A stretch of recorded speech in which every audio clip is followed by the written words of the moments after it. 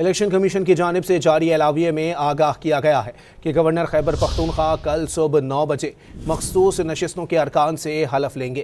Khyber Pakhtunkhwa senate इंतखाबात का अमल कल दिन 11 बजे शुरू होगा।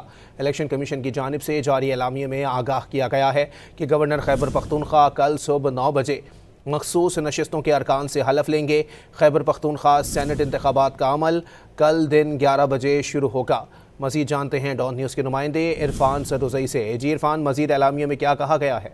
जी, इलेक्शन कमीशन ने बुनियादी तौर पे जो खत लिखा है उसमें ये कहा गया है कि chief justice Peshawar high court मखसूस नशिस्तों पर मेंबरान से हलफ लेने के लिए किसी को नामजद करें। और सेक्रेटरी इलेक्शन कमीशन ने खत में जो आइन का आर्टिकल है 255(2)(1) का भी हवाला दिया और आइन के तहत सेनेट इलेक्शन पर जो प्रोसेस है मुकम्मल करने के लिए एक बार फिर उन्होंने कहा कि हमने आपको खत लिखा है और इलेक्शन कमीशन ने मखसूस नशिस्तों पर हल्फबर्दारी के लिए इंतजाम करने की भी हिदायत कर रखी है।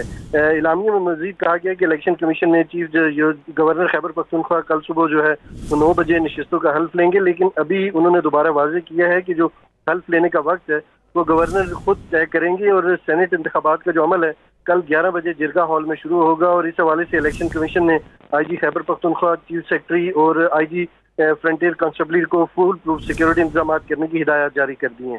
जी बहुत शुक्रिया इरफान।